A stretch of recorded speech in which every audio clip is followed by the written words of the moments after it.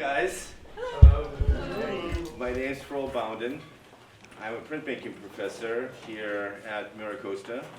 I'm also a printmaking professor at the University of San Diego. I also run classes at Atheneum Art Center in San Diego.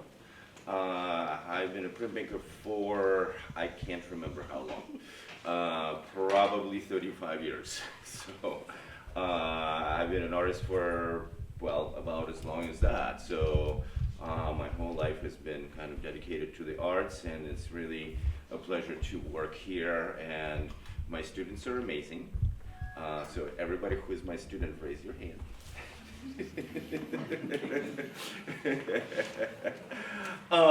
And I just want to say that we are in an absolutely unique position at MiraCosta College because we do have a print shop.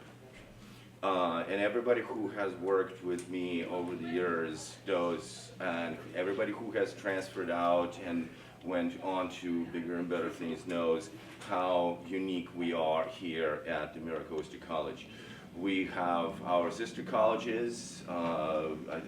You're a sister college, right? So Chris Lahti over here is at Mesa and City College, etc. So it's a kind of a big system. So if you're ever thinking about, moving around and whatnot, we have that kind of connection. We have in this show, we have artists from the South County and from Orange County. Everybody who is involved in this exhibit is a professor of printmaking in our area. And the kind of a point of all of this is to make sure that students and everybody else who might be thinking about becoming students knows that there is a very strong community, and we're building this community to make sure that this medium is celebrated throughout our part of little land, California, tiny little piece of land. So I want to tell you guys a little bit about my work, and you can kind of see the two large pieces. I want to give you a little bit of inspiration for this, and I think that this may make sense because a lot of work that we do is interpretive in nature. We're trying to create metaphors that move people beyond just a form, but into kind of a land of imagination. And I want to specifically address this piece. This piece is called New Orleans 2005. What happened then? That's right. That's right.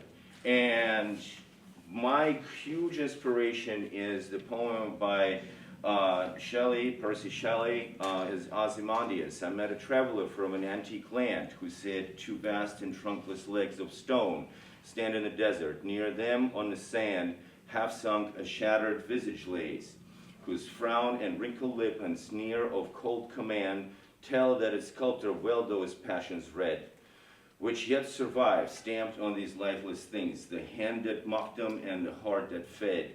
And on a pedestal these words appear, my name is Ozymandias, King of Kings. Look at my works, ye mighty, and despair. Nothing beside remains. Round the decay of the colossal wreck, boundless and bare, the lone and level sands stretch far away."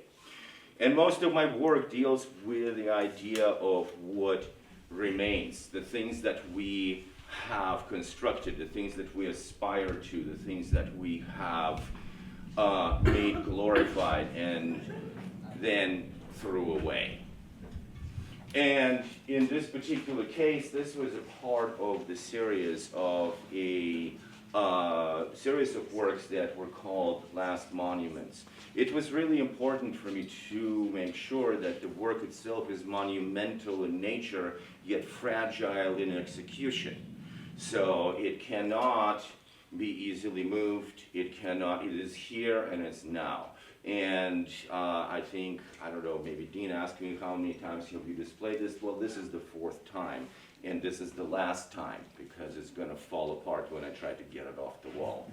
And I think that temporality of print is a beautiful thing that we need to be really aware of, is that while it is democratic, while it is a medium that allows us to get our work to a very vast amount of people, it is also temporal. It is also fragile.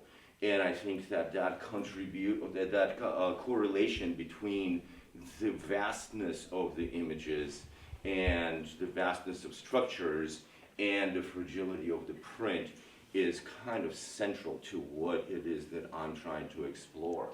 I'm also exploring this in a sense of collaborative effort. So the piece that you see here is actually a piece that was done very fast. It consists of, I think, 46 plates, and those who don't know, and it's an etching, and it was done in a span of literally 8 hours in not just this one, there's 6 more.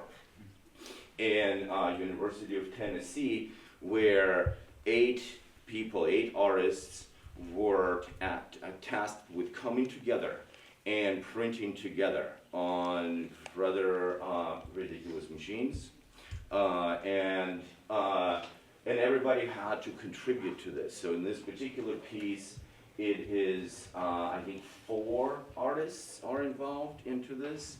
The forms were made by kind of a communal design, and all of these are etching plates. So they're all metal, it's all made out of steel, and they were literally printed in about 8 hours, that in front of a group just like you guys are. And so that's kind of where I have been pushing the level of both technique and scale. We all think that the print is just this little thing that you can put in your pocket, and that is fine, and that is the beauty of the print. But it also can ask a community as to what are the limits. And I think that everybody in this show is, one way or the other, pushing the limits of what is actually possible within the context of what printmaking can be. It's not about reproduction. It is about using that fragility of the medium to express the fragility of our time and our place where we live.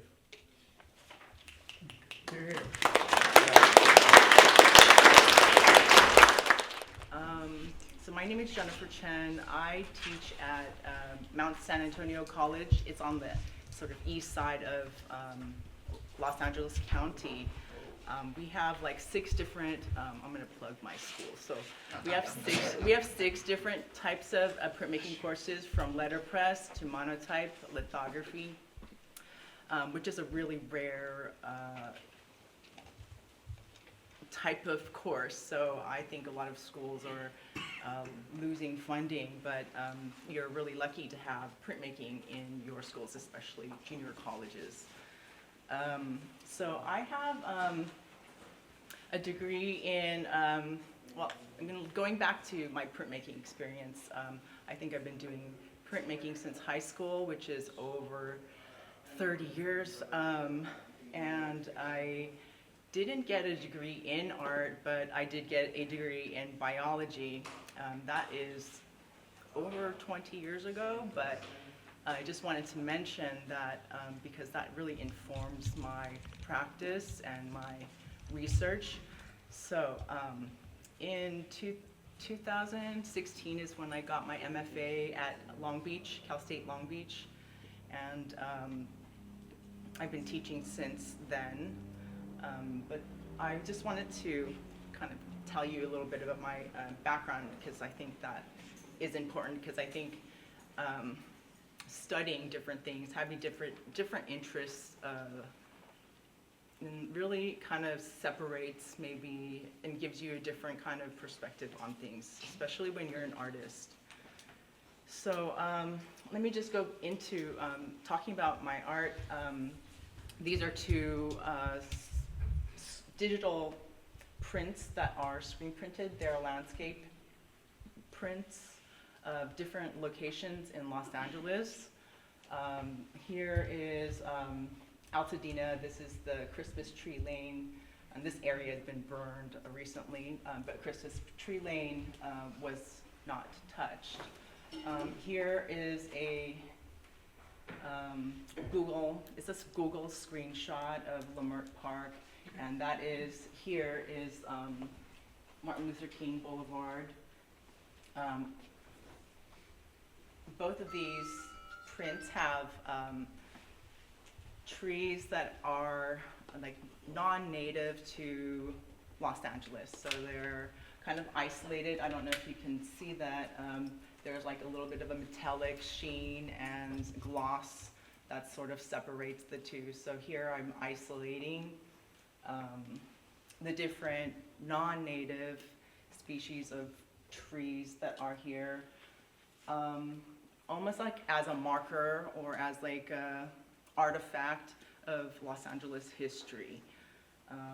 In a way, since I guess a little bit of an analogy when I was looking at investigating non-native trees, because I would go out and drive, I would go out and take photos of locations, trying to figure out what I'm going to be doing with my work. I went onto Google Maps and kind of looked at locations, and I thought that was pretty interesting, that I could see the different colors of, say, here is the deodar cedar, which is native to the Himalayas. You could see like the gray, silvery difference between that landscape and the surrounding area, and it reminded me of a lot of different things. So it reminded me of like graffiti on trees, tagged onto trees, like, you know, how people carve into trees and write their names. It also kind of reminded me of when I was in college, in my undergrad, in my microbiome class. I don't know if you've taken classes in that. So you can isolate bacteria in your hands. Like, let's see, what grows on your hands, like how much grows on your hand if you wash it or if you don't wash it. This is just kind of background, but so how to identify and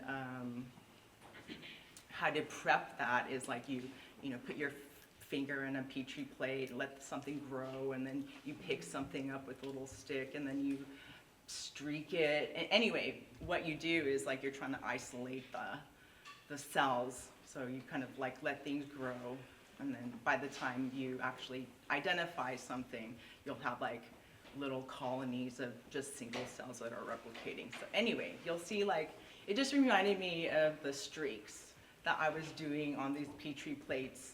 So I guess like scale, and maybe I don't know if you know Eames, like Power of 10. There's this video that is about scale. So it's like you zoom out of Earth, and then you also zoom into the body. But anyway, this is kind of like what I was thinking about as the sort of like benign. Maybe people think of just nature or trees as benign, but really when you're flying over Los Angeles or walking through and seeing something beautiful, there's a lot of history behind that. This series is called Succession. Succession in ecology terms means like an area that has been like destructed, or there's been fire, or you know, something like that. First succession of this landscape is weeds and stuff like that. Second succession would be like a little bit larger things, and succession is like eventually it becomes more complicated or complex ecosystems. So I just thought that thinking about scale and these markers or marks or of human intervention is something that I was trying to isolate. I think also, I think I'm running out of time, but this is also, this is very different, but in the same way. sort of man-made or a square, and then surrounded by, like, I don't know if you can see, that's grass. So kind of thinking about what is a weed, what is not a weed, and sort of the square representing, you know, man-madeness, or, you know, this construction. So I think that's good. Hi, so I'm Chris Lahti. My two works in the show are these two. I think there's an obvious comparison here. In this one, I'm not San Diego Hills, but I grew up in East County. And I currently teach at Rosemont College. I teach printmaking there, and I do drawing at Mesa College. I got into printmaking kind of by accident. I went to Whittier College, which is just outside of LA. And I didn't know what I wanted to do. I was highly influenced by comic books, and I wanted to be a comic book artist, but I kind of just knew that that wasn't my calling. I didn't have that, I guess, graphicness and that illustration. I wanted to be more expressive with the art that I made. So I kind of, you know, sampled around with the typical drawing classes, painting classes, and then I walked into a printmaking class, and I saw them making relief prints, and I was just like blown away. Like, I didn't know what it was, but it totally clicked and made sense for me. And I immediately kind of had this relation that, like, it's between sculpture and painting. You know, you're manipulating a surface, you're making a low relief item, and then you're basically mixing paints or inks and creating an image. And so that really inspired me for a career in visual arts and printmaking that, you know, is still current today. I went to I went to the University of Iowa for graduate school immediately after, and there I got a whole education in the different media of printmaking, screen printing, lithography, all these things that we didn't have at Whittier College. At Whittier College, it was a very basic shop. We didn't even have a functional press. We carved wood blocks and we printed them by hand. And kind of being in our own little bubble, we were making very large prints. So as an undergrad, the scale that you see here was the scale we were working at, doing multicolored prints, printed by hand. You know, it would take 2 to 3 hours to print a print. We didn't realize how ridiculous that was. But a lot of my work then was influenced by the LA environs. I would go into, I don't recommend this, but I go into construction zones or Caltrans areas where they're building overpasses, and I would photograph the construction and all the activity that was going on, and that would get translated into my images. So I had a very abstract kind of architectural body of work that carried me through grad school and then up until about 2020 when, you know, COVID happened. And at that point, I kind of, like I think maybe a lot of people reacted, I stopped making work and I was just reevaluating things. I was being reflective, thinking about what I wanted to do, and I kind of realized after a few months I just wasn't interested in making that kind of work anymore. And I don't know why, maybe it wasn't satisfying me, maybe it just seemed kind of done with, but I'd always told myself a few things in my life, and I'll come back to this, but I always said I didn't want to teach and I didn't want to make artwork for other people. I also, in my own art, said it's so intimidating to do figures, to do self-portraits, and I really disliked text being an artwork.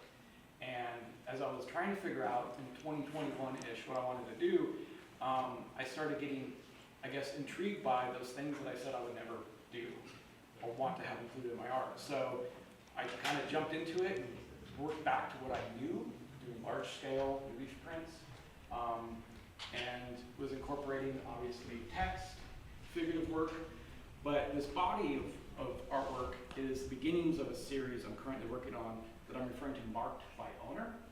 And basically around my studio, I have a lot of tools that I would collect from estate sales or maybe, you know, artists that were selling them, engineers sometimes. And you see on older tools markings of names. You would see like initials. There's also like stamps on there from the manufacturers, but you could see obviously someone scribed their name with a marker or a engraver tool. And that was always intriguing me, and so I was like, maybe I should just work with that. And so I moved back to a more illustrative style, incorporating the text, and started collecting more tools intentionally, trying to find a variety of objects, of markings. I'm looking for different names, interesting names, and exploring the different identity that these tools now have. You know, you mark them to claim ownership, but when they're out of your possession, it's really arbitrary. Like here, it says Al Acker. Who's Al Acker? You know, I mean, it doesn't mean anything to us anymore. And so, and these works are probably 2-3 years old, but the works I'm currently working on, I'm really playing on the text and almost getting into a graphic design element where I'm manipulating text to make it more present, to kind of point out again the alteration and the new, kind of life that these tools have. To talk specifically about this print a little bit, this was also a reflection. That's what a self-portrait often can be and should be. And just to point out some of the little Easter eggs on there, these are my carving tools. That's a nerdy printmaking shirt that I have that has a little inside joke on it. It's printed backwards intentionally. My tattoos are on there, but there's things about myself that I'm putting in there. I have fingers that are literally falling off. I'm starting to get arthritis from hand printing so long. I do use presses, but it's something I still prefer. I also just went into the doctor. I've got cysts in my hands, again from overuse. My doctor says, "Oh, what do you do for a profession?" I'm like, "I'm a visual artist." And he says, "Well, maybe you should find another career." Especially at this point. So I'm trying to also now find ways in future work to work more digitally, to do things that are less impactful. I prefer carving on wood blocks like this print here, but carving linoleum, which is what these two pieces are, is so much easier on the hands. And I'm starting to incorporate the help of interns, of students of mine. Thank you. I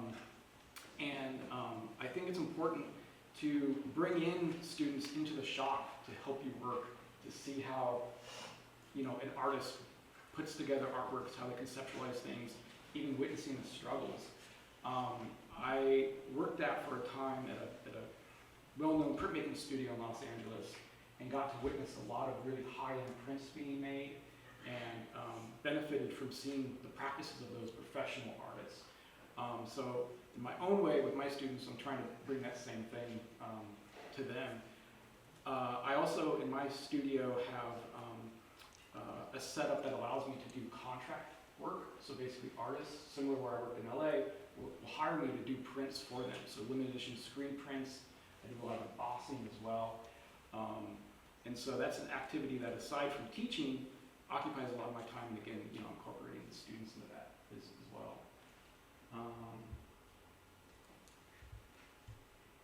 Yeah, I think that might be it.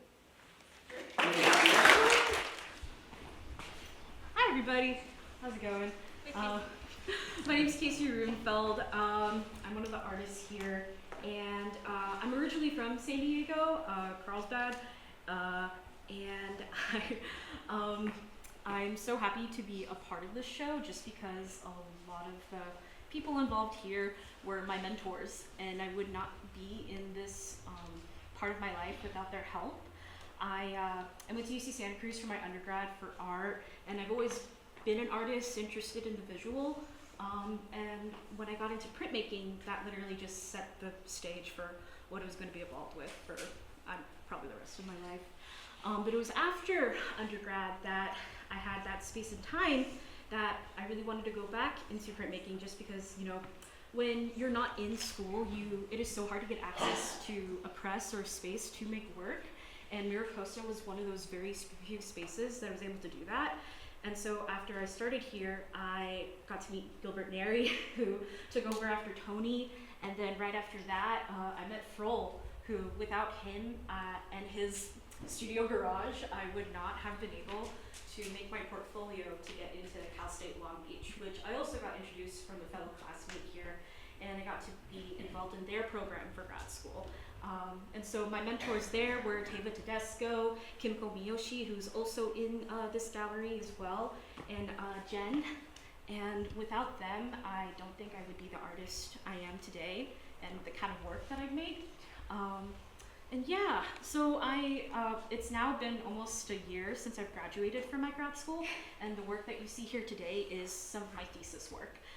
This work has definitely evolved from when I once started as a printmaker, because I primarily focused on illustration and making works on paper and really sticking within that world and frame of printmaking. But going through grad school, it really challenged me to kind of see how a print can evolve from that tiny space. And I was able to do a lot of research, documentation, experimentation, and that is really the culmination of what my thesis was. And most of what my thesis is a kind of discovery and opportunity for me to reconnect to Judaism in my own terms. And so I was going through a lot of different phases of learning about different things. So for instance, learning about rituals, ritualistic garments, and what they mean to me and how I recontextualize them. Specifically, I was looking into these garments. These ones are called talit katans, and this is a talis or talit. People normally associate more Orthodox men wearing these garments, but this is something that is open to anyone of any gender. And something that really inspired me as I was researching and making this work was how so many queer Jews were taking these objects and kind of recontextualizing it for themselves and reclaiming it for themselves. And so that was something that I was using this work to kind of do for myself and kind of look into myself and what it means to kind of practice. But yeah, and I involved printmaking in it. So it's kind of hard to tell unless you get closer, but I do a lot of monotype, so essentially monoprints of hair that I ink up, and I printed it onto these silk garments. And so with that, I kind of wanted to create this kind of visual language that sometimes seems quite abject to some people in a way, but I kind of find it very beautiful. And for me, I kind of see it as like me imbuing myself into the work, or kind of visualizing what I call the divine, something that is like weird, you can't understand it, but I try to kind of visually manifest it in the pieces of these garments that I made. And so in the process of making this work, I was learning how to use natural dyes. I used pomegranate skins, which create a beautiful like yellow color, and I was also using pomegranate seeds to get kind of like a nice subtle pink purple color that fades over time because it's really a stain. And I also incorporated indigo, which creates green, and that's how I got this color in this talus. And I hand dyed everything. I hand dyed the fabric, the wool that's down here to make what's called the tzitzit. And I put these pieces together. It was kind of nice through this process learning how to be involved in an entirely different medium, which is fiber. Because as a printmaker, I'm obsessed with process. I think that's probably why we all do printmaking, is because the process itself, it's habitual, it's repeatable, it becomes ritualistic to me. And I kind of saw that happening in the way that I was learning how to use fiber dye and how I had to specifically make the garments, because there are certain prayers or sayings that you say as you're creating the knots on the tzitzit, and it just all felt like a big connection for me, and it felt important to document that. Because as I was making these garments, I realized I needed to do something with them, and that led to me wanting to do my own mikvah, which is a form of baptism. You could say purification, but in my perspective, I kind of saw it as a moment of opening up myself and becoming vulnerable. This entire piece is vulnerability for me, and it was really hard to like initially show it, but I was really happy in how people initially reacted to it, because I used real space. This was all shot, not all of it, but most of it was shot March 13th of 2025 during the blood moon. And that, yeah, so that felt really important to me to do the mikvah on that time. But yeah, I really wanted to just show the documentation of all as I was dyeing it, as I was drawing it. And I really wanted my video installation to mimic that feeling of how it was going through that process. Yeah, I don't know what else to say. But I'm just really happy to kind of be in this show, almost as the same caliber as my mentors, and I couldn't have asked for a better community to help me support at this moment. And also to be able to teach. I got to teach at Irvine Valley College last year, as well as Cal State Long Beach, and I'm just so grateful for my community. But yeah. I think after listening to everyone speak about their work, the unifying factor for me, outside of it being print related, is this idea of community. And I feel like community within the medium of printmaking is so intertwined, and it's something that we experience constantly, whether we're in the shop working together, sharing materials and resources, ideas, and just kind of like our triumphs and failures. Like, I feel like that's constantly like this revolving thing that you experience when you're working in a shop. I came to printmaking, I'll give you a little background to me. I came to printmaking in my undergraduate at University of Hawaii in Manoa, where I was living for 4 years during my undergraduate experience. And my mentor in that space was Charlie Cohen, who's just recently retired, but he ran pretty much all the printmaking courses. So any class you took, you end up taking with him. And he's quite the personality and is really like a magnet, like pulls you in. And so I think that was kind of, as soon as I met him, it was just like a quick, I'm going to start taking all these classes and piling up any knowledge that I can before I leave here. And then between the time of my undergraduate and grad school, I took a year off and really missed the shop and again, that community aspect and just like really meeting new people, getting to commune with others. And then I applied to graduate school in multiple places and ended up getting accepted to Cal State Long Beach, so California's, CSULB, where I went for my MFA degree. And then there I also got to meet Jennifer Chen, a fellow graduate student with me at the time. We overlapped a little, and then my mentor, Kamika Miyoshi, throughout grad school. And since that time, I've stuck around there for a bit, so I'm also an assistant professor there currently, and I get to work with Kamiko now as a peer in a way, and so that kind of crossover has been really interesting for me personally. But then I've also gotten to see lots of students come through the shop and lots of students that enter the program or even just come into the shop through like a one course option as their undergraduate experience and have no idea what printmaking is, and then they end up really gravitating towards certain aspects of it. And I think that that's been the most exciting part for me, is watching others fall in love with the thing that I fell in love with too over 20 years ago. So all that said, I will talk a little bit about these pieces in that they don't really fall under like a traditional printmaking media, like especially these pieces here, but I think about them in the terms of print because they're more experimental. They were constructed through lots of research, which we'll go into in a minute, but the process itself is actually, these are ballpoint pen drawings that were constructed using a pen plotter device. So if you guys have 3D printed at all, it's essentially a 3D printer, but instead of using the arm to drop down melted plastic, you can actually put in any implement you want and it will output your image. So in this case, ballpoint pen.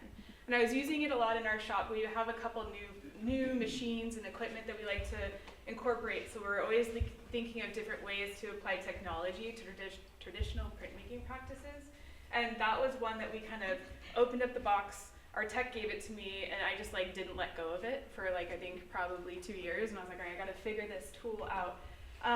And so the way I started functioning or thinking about it, and it functioned for me as a printmaker, is that I thought of the plotter as an actual print or press itself. So I was the one controlling it, telling it what it was gonna output, and then it would draw out these different panels of information. So the way I was constructing these photographs that I was taking, I was breaking them down through a system of layers like you would in screen printing, or if you guys are familiar with Photoshop, like posterization. So I would then and then each of these panels would get drawn by the ballpoint pen, which would take upwards to like 8 or 12 hours each panel. So it was constantly me babysitting and working with this machine.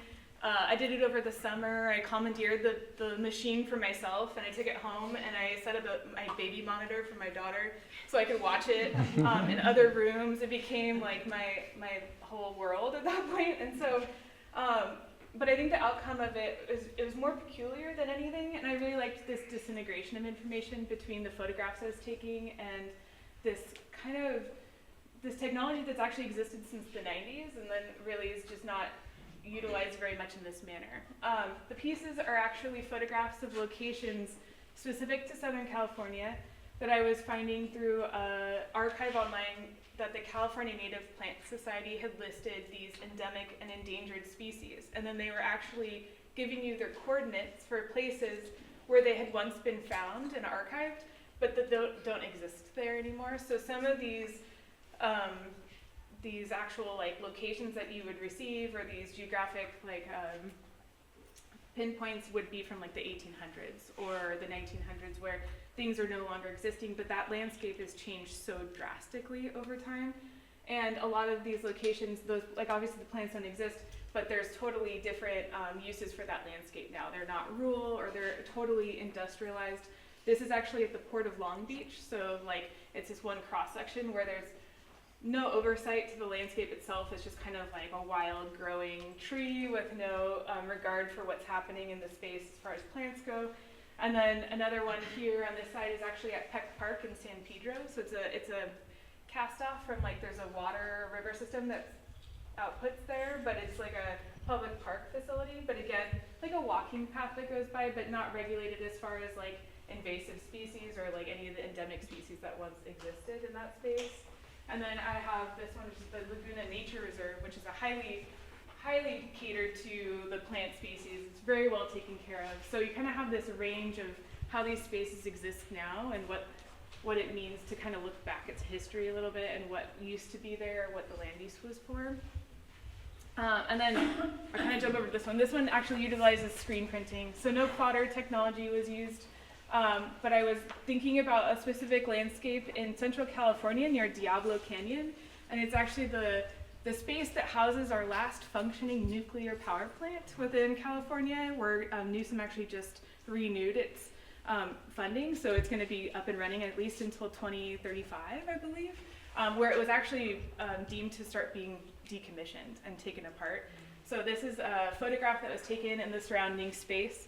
I got really intrigued by this one photograph because there's a lot of these mustard plants that are growing, which are invasive species to the area, again, not allowing the native flora to thrive. But it became kind of this way for me I wanted to take these plotter drawings but make them less precious, so I could fold them and do certain things to have them read closer to like a map, or just like further investigate ways to manipulate the paper.